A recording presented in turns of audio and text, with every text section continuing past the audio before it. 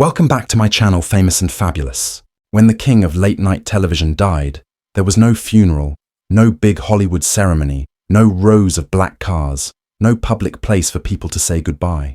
But in the quiet that came after, one name was heard louder than any other. It was the name of a guest nobody saw coming, a ghost from a past he tried to forget. Who was this person, and why did their story haunt the final chapter of Johnny Carson's life? On January 23, 2005, the man who had entertained America for 30 years passed away.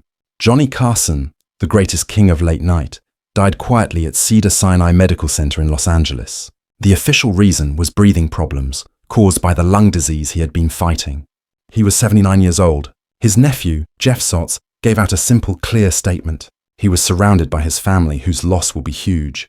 There will be no memorial service. The choice was shocking, but totally like him. For a man who lived in the spotlight, performing for millions of people every night, Johnny Carson was super private.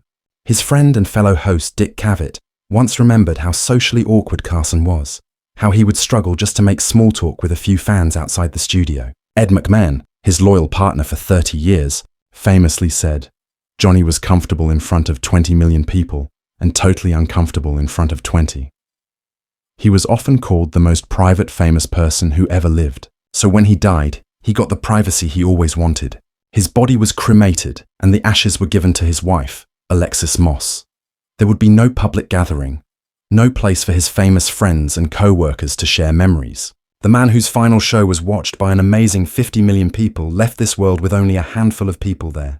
The world grieved in the only ways it could. Kind words poured in from the highest places. President George W. Bush called him a steady and comforting presence. Jay Leno, his replacement on The Tonight Show, called him the gold standard.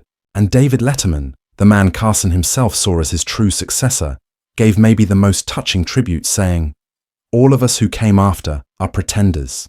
We will not see the likes of him again." Fans left flowers and notes on his star on the Hollywood Walk of Fame and at Johnny Carson Park, across the street from the NBC studios where he had created magic for so long. But with no funeral, how could there be a guest? And in a life filled with thousands of friends and a few powerful enemies whose name whispered after his death would have truly shocked everyone. The answer isn't about who was there, but about who was missing for so long.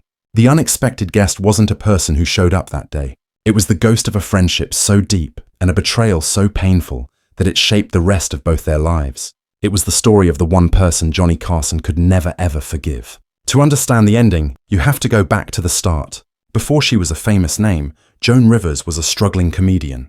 By the early 1960s, she had been working for years in small clubs in New York's Greenwich Village, passing around a hat that sometimes didn't even come back. She had slept in her car, worked temporary jobs to pay the bills, and even got banned from the Jack Paar version of The Tonight Show after one appearance. She had tried out for Johnny Carson's Tonight Show 7 times and failed every single time. By 1965, at just 31 years old, many people in the business were telling her that her career was already over. Then came the night of February 17th, 1965.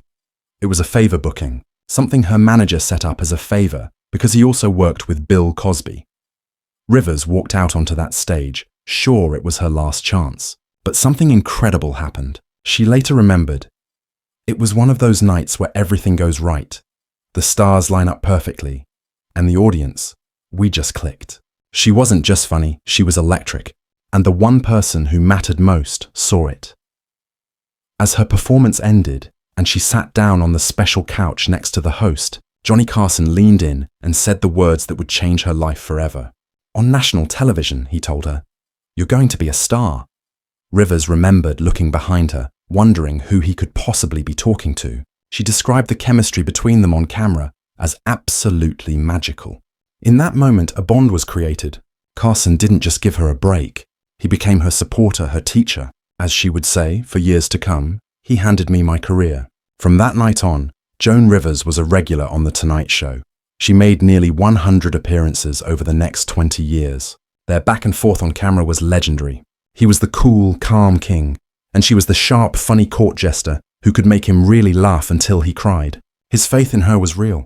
When Rivers started her own short-lived daytime talk show in 1968, Johnny Carson was her very first celebrity guest, a huge show of support. Her role on the show grew and grew. She began filling in as a backup host when Carson was on vacation, and by 1983, she was officially named the show's permanent guest host. This was a position of huge trust.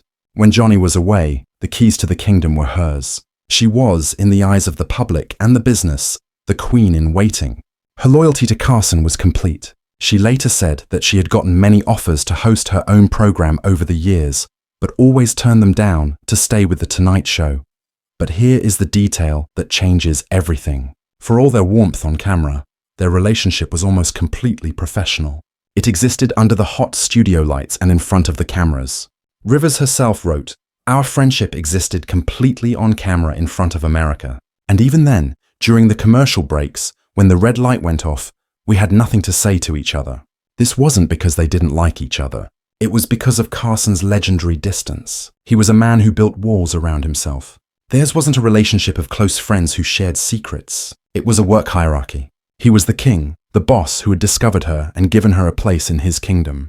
And that unspoken power difference is the key to understanding the terrible betrayal that was coming. By the mid-1980s, the ground beneath Joan Rivers' feet began to feel shaky. For years, she had felt safe in her role as Carson's number two. But things started to change. In 1985, Carson signed a new 2-year contract with NBC. Rivers, however, was only offered a 1-year deal. To her, the message was clear. She wrote, "It could only mean one thing. The bosses were unsure about my future." Then came the bigger hit. A memo began going around at NBC, listing the names of comedians being thought about as possible permanent replacements for Johnny when he eventually decided to retire. Rivers, who had spent more hours in that chair than anyone besides Johnny himself, thought her name would be at the top of the list. But when she saw it, she was crushed. Her name wasn't on it at all. She came to a painful conclusion. NBC would never give the host spot to a woman. She felt her role as guest host was a safe way for the network to use her talent without ever seeing her as a real competitor or successor to the king. It was at this exact moment of feeling vulnerable that a new player entered the game. A new network called Fox was getting ready to launch, and its bosses, including Barry Diller, wanted to make a huge splash. They approached Joan Rivers with an offer that was impossible to ignore. Her own late-night talk show, The Late Show, starring Joan Rivers. The show would air in the exact same time slot directly against The Tonight Show, and the salary was a huge $10 million. Many times what she was making at NBC, Rivers faced a painful decision. Her loyalty was to Johnny, the man who had made her, but she felt disrespected and thrown away by the network he worked for.